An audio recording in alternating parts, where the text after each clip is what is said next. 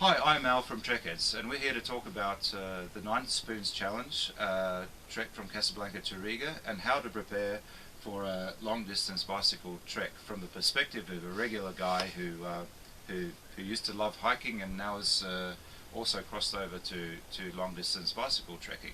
Life is actually pretty simple on the trail. All you really need is 2 waterproof bags, one dry side, one wet side. The wet side is the side that anything that gets wet from condensation or dew, like the tent, goes in there. And on the dry side you have food, your maps, or your documentation and that sort of thing. Let's start with the wet side. First of all, the tent, which is already in the bag here. Then I would have my self-inflatable mat, and I'd also have my stuff that my kit that I take to the campsite and with all my cooking gear and etc. At the bottom of the wet side, I put stuff that I don't need to get to very often, and that there's no problem if it gets wet. That would include my knife sharpening equipment and axe sharpening equipment, some extra super glue, straps and stuff for my bags, and some extra rope if I need it in an emergency, some extra ointment here, and half a litre of emergency water, which hopefully I'll never ever need. For the dry side, I don't have much to show you at the moment because it will mainly contain food. But what else I'd have all my maps here. This is stuff that I'll use for my sandpaper for my carving and spoon making. Some electronic gear, and just some extra emergency things that would include a needle and thread, some extra glue, some patching stuff, some ointment, a little bar of soap, some wire that will fix anything, some washing detergent, and an extra little clip here. Between the bags we have the luggage rack. So on top of the luggage rack I would normally put my tarpaulin, my ground sheet. On top of the ground sheet I'd put my little pad that I use for sitting and also for fanning the fire. On top of that, the trusty old axe, and then in this waterproof dry bag I would put all of my clothes. These are all my spare clothes that also doubles as a pillow, and also I put my sleeping bag in there, and that would be the stuff I put on the rack. To ride 100 kilometers a day is actually quite a lot for me, and at the end of it I am tired. So I don't want to be spending too much energy setting up the camp and getting the fire going, cooking food and that sort of thing. That's why it's very important to get your packing right. So the way I usually do it is at the bottom of the rack, like I said, I'd have all this stuff and here, and I'd have this on top. I'll just get that up, grab it, find where I'm going to put my tent, and I'll put it down, and I won't have to move that anymore. When I start grabbing stuff out of my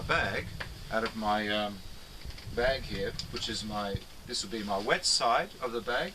On top I'd always have my raincoat and all my wet weather gear, and then I'd have my tent, which I would take out, and then I'd have this little pack here that I'll take to the fire, and has everything that I need by the campfire. So I don't have to waste energy moving around a lot. I shouldn't need to take anything apart from food, anything more than this to the campfire every night. And in here it has everything that I would need. Not mentioning the stuff that I might need for my spoon carving, which I'll be doing, of course. So in the evenings, of course, you need your headlamp. Here is my this fork, which I made myself. So that's what I use for eating. Of course, I have my toothbrush. What have we got here? This is a towel, which comes in very handy, and it looks a bit raggedy. It is washed, but it's the first towel I used on my first trek, and we've been through a lot together, and I just find it very hard to part with, and hopefully it'll make it also through this trip as well. On top of that, of course, toothpaste with my toothbrush. It's probably token, but deodorant. It makes you feel human. And very often I've been caught out. I can start a fire in any conditions, but when you're dead dog tired from riding 100 kilometers, you do not want to be spending a lot of time getting a fire going. So what helps me is if there's not much resource around to get a fire going, I have emergency in this bag I have birch bark kindling, which burns when it's even when it's wet. But when the weather conditions get really intolerable, I also have these emergency fire starters that I made myself, and you make those out of used cotton wool and Vaseline, and you kind of like mix it all together, put it in a watertight casing, and that will burn for about 15 minutes, and no matter what the conditions, you should be able to get a fire going. And of course then I'd have a lighter and that sort of thing, and I'd have my 2 cooking implements. Further, we've got I love my coffee in the mornings, of course, and we have this cup which I can immediately boil my coffee in. I don't have to boil water and then pour it into the cup. I can just boil it in here.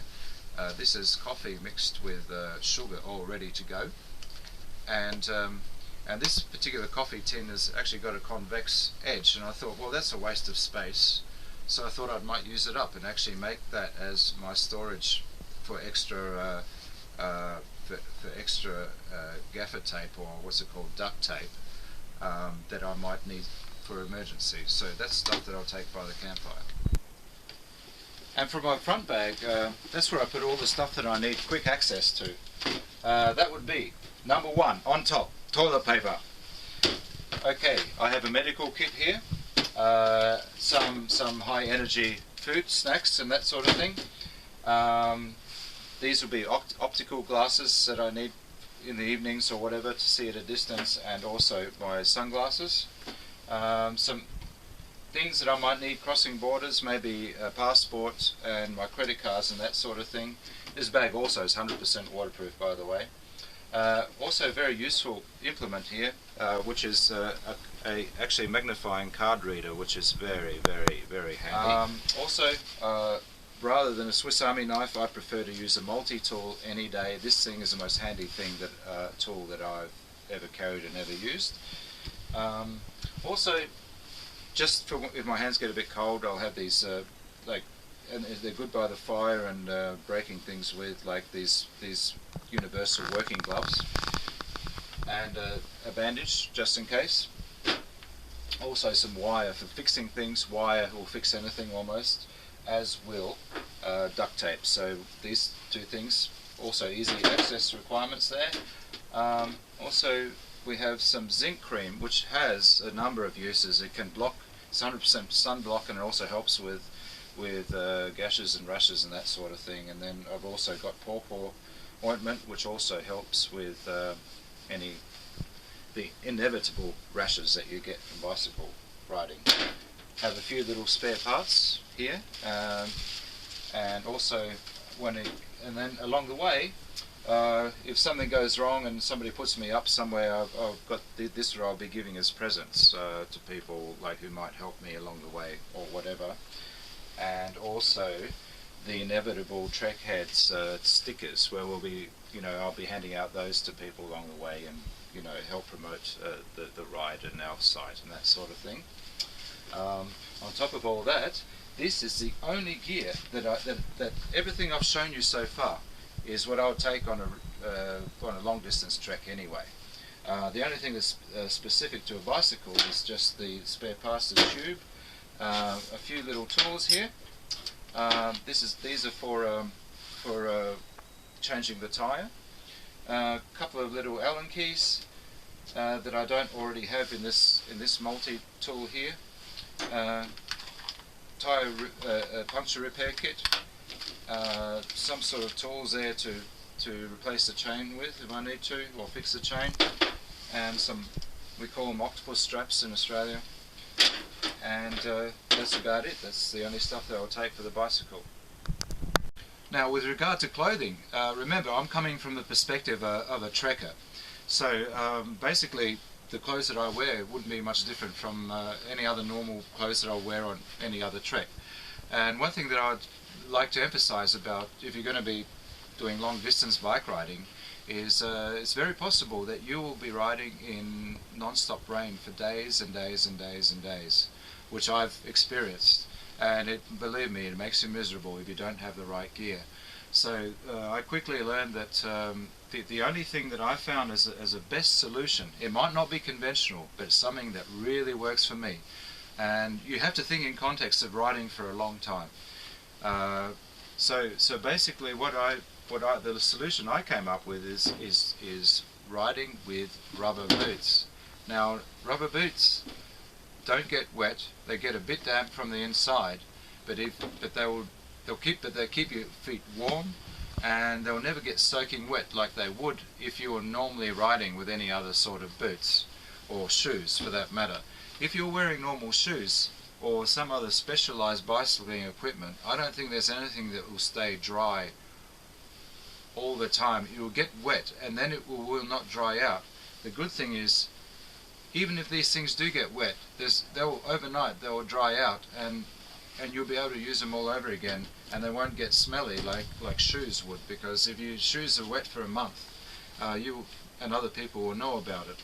Now, to keep these things dry, if I'm riding, of course I can't have water going inside from my pants, and I actually purchased this is 100% waterproof sailors equipment, or sailors equipment. So I'd wear these 100% waterproof pants, which would go over the top of the boots like that, and then that will stop the rain from getting anywhere.